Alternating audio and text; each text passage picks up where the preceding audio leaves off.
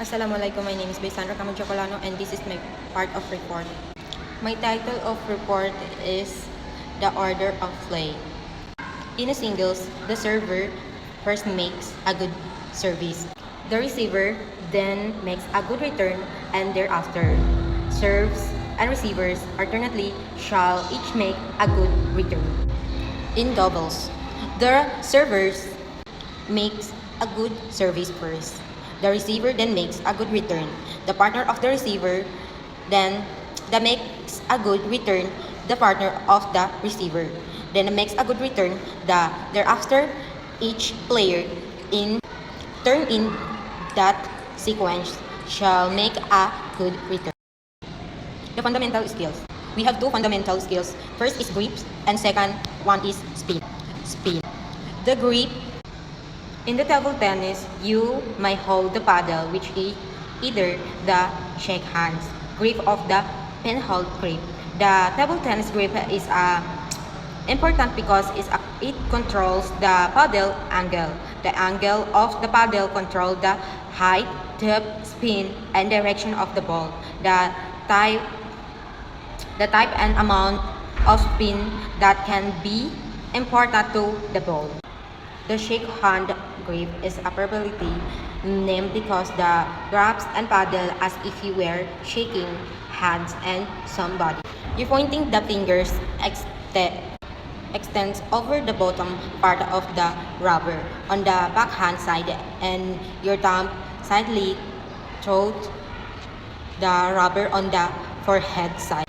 Automatically, only their three fingers and the palm grabs the handle of the paddle.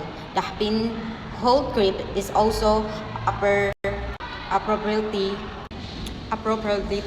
named because you hold the paddle just like a pin. Only your thumb and fingers grab the paddle at the top of the handle. The three other fingers are plakion, one side of the paddle. Spin. A good player uses spin while attempting to hit the ball onto the opponent's side. To the impact top spin to the ball, you must angle your paddle to close position. To the impact back spin to the ball, you must angle your paddle to open position. Almost no player use pure side pin in their strokes, but many use it in their serve.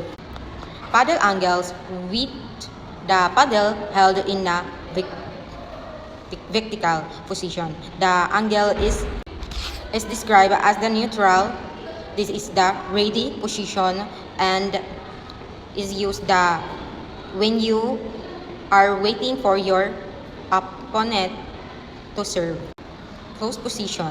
When the striking side is angled downward at around 45 degrees, the angle and described as close. This is the position used the play top spin shot or a back against a position or top spin. Open position. When the striking side is angled upward around 45 degrees, the angle and described as open.